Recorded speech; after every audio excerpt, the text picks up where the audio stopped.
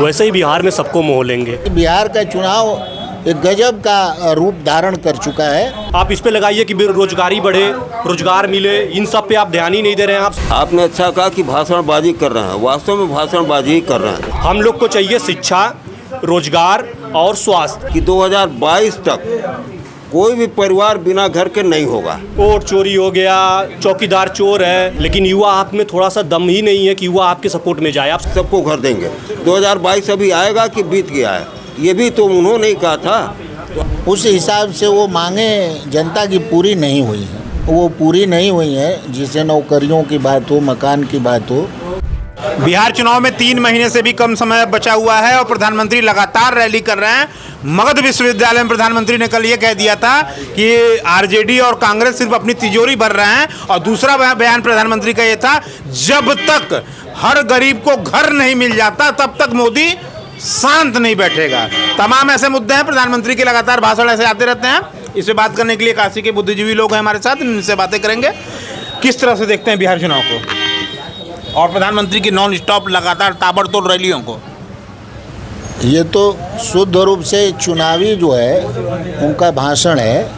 चूँकि इस समय बिहार में सरकार के खिलाफ जो पदयात्रा चल रही है, उस पदयात्रा का इतना असर हुआ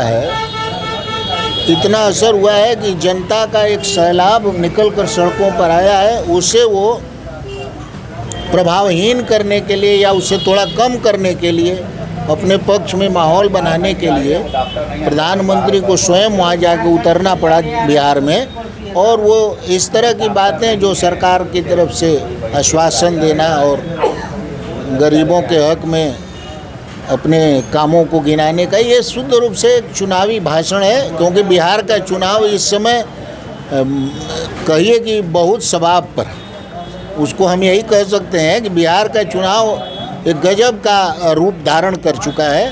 और जिस तरह से लोग विपक्ष उतरा है, उसी अंदाज में सत्ता पक्ष भी अपना उसको काट करने के लिए उतरा हुआ है। प्रधानमंत्री लगातार बिहार चुनाव में अपने पक्ष की तरफ से भाषणबाजी कर रहे हैं। उनका ये कहना है कि जब तक गरीबों को घर नहीं देंगे तब तक मोदी शांत नहीं बैठेगा। आपने अच्छा कहा कि भाषणबाजी कर रहे हैं, वास्तव में भाषणबाजी ही कर रहे हैं। आपको याद होगा, हमने नहीं कहा था, राहुल ने नहीं कहा था, मोदी ने कहा था कि 2022 तक कोई भी परिवार बिना घर के नहीं होगा।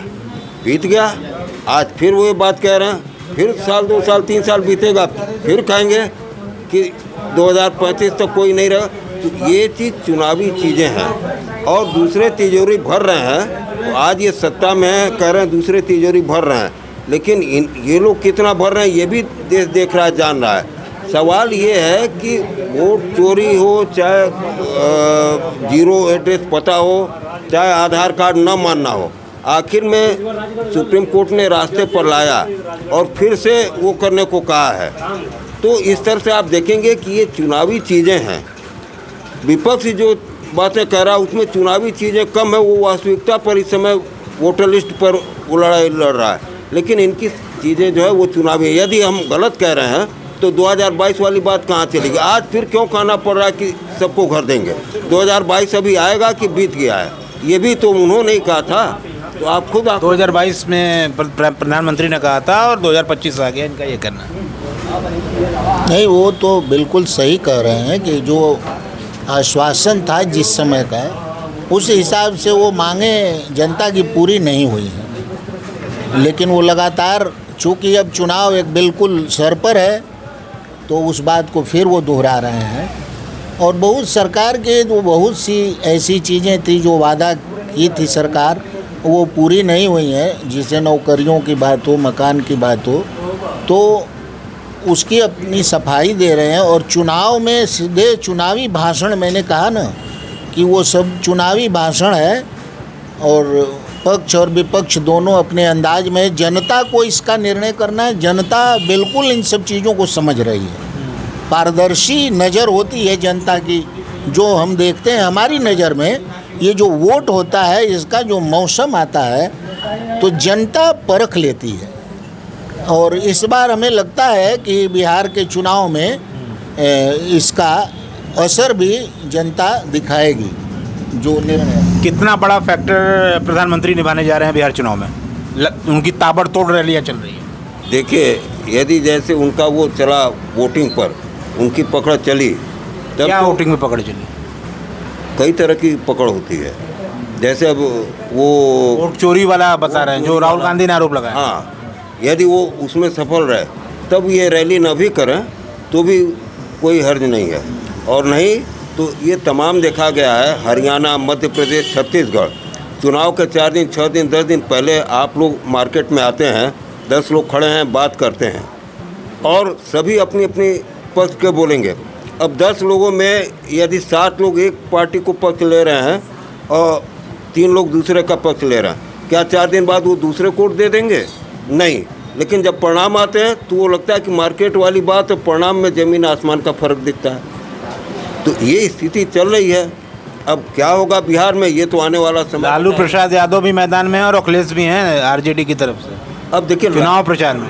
अब लालू का तो केवल नाम रह गया है। लालू अब क्रिया रूप में, अब चूँकि शारीरिक अस्वस्थता है इसलिए उस पर नहीं उंगली उठानी चाहिए, किसी के साथ भी हो सकता है। लेकिन अब राजनीतिक रूप में आरजेडी उनका दल जो है और उनके लड़के जो है, अब ये लोग कहाँ तक पकड़ बना पा रहे हैं और कहाँ तक राहुल की वोट चोरी वाली मुद्दे सफल हो पा रहे हैं, ये आने वाला समय बताएगा। और वोटिंग कितनी पारदर्शी हो रही है ये भी आने वाले समय में पता चल जाएगा। बिहार के चुनाव से काफ़ी कुछ चीज़ें क्लियर हो जाएंगी।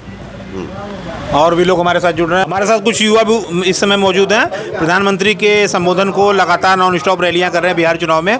कितना फैक्टर होगा प्रधानमंत्री का ये चुनावी रैली? चुनाव में प्रधानमंत्री जी का फैक्टर बहुत अच्छा होगा। जैसे हमारे काशी में प्रधानमंत्री जी का फैक्टर आते हैं और सबको अपने में मोह लेते हैं, वैसे ही बिहार में सबको मोह लेंगे। और रही बात वोट चोरी की, जो राहुल गांधी हर समय रैली कर रहे हैं, धुआंधार रैली कर रहे हैं, उनसे बस खाली एक प्रश्न पूछना है कि कर्नाटक का वो दे रहे हैं, कर्नाटक में वो चुनाव जीते, अपनी सरकार बनाए। दूसरी नंबर, हम लोग भी गांव से बिलोंग करते हैं, आप भी गांव से बिलोंग करते हैं, तो हम लोग के गांव में हम लोग के वोटर लिस्ट पे हम लोग का जो मकान संख्या होता है वो 0 लिखा रहता है, क्योंकि हम लोग को मकान संख्या अलॉट नहीं हुआ रहता है। तो वो उस चीज़ को लेके हमेशा मतलब कि ये हुआ फैला रहे हैं कि हम ये वोट चोरी हुआ है, वो वोट चोरी हुआ है। जब निर्वाचन आयोग ने पूरा सब कुछ अच्छे ढंग से सब कुछ एकदम विवरण दे दिया तो फिर उसके बाद से ये वोट चोरी का कोई महत्व नहीं रह जाता है। आप जो जितना भी कर रहे हैं, ताबड़तोड़ रैली कर रहे हैं, इसका कोई महत्व नहीं है। आपको हमने 2017 में भी देखा, 2019 में भी देखा, 2024 में भी देखा। अगर आपको आप में थोड़ा सा भी युवा जगह होता तो आपके सपोर्ट में होता, लेकिन युवा आप में थोड़ा सा दम ही नहीं है कि युवा आपके सपोर्ट में जाए। आप सरकार के खिलाफ कुछ महत्वपूर्ण, जैसे कि बिहार में भीड़ तो आ रही है, बिहार में भीड़ आ रही है, लेकिन कल का मैं देखा हूँ मोदी जी का बिहार में जो सैलाब उबड़ा है वो तो कहने की बात नहीं है। और हमें एक चीज़ और अच्छा लगा बिहार में कि जो बिहार के लिए प्रशांत किशोर जी जो जिस सोच से आए हैं वो चीज़ हमें अच्छा लगा। वैसे ही राहुल गांधी ये कहें कि हम ये कर देंगे वो कर देंगे, नहीं, शिक्षा पे आइए, आप रोजगार पे आइए, इन सब पे आइए, हम आपके सपोर्ट में हैं। कोई भी हो, आप शिक्षा, रोजगार, ये स्वास्थ्य पे आइए, आप इस पे आने के लिए तैयार नहीं है। आप कहेंगे कि ये वोट चोरी हो गया, पाकिस्तान ने कब्जा कर लिया, चीन ने कब्जा कर लिया, ये कौन सी बात हुई? आप देश में हैं, आपका देश है, आप नहीं बोलेंगे?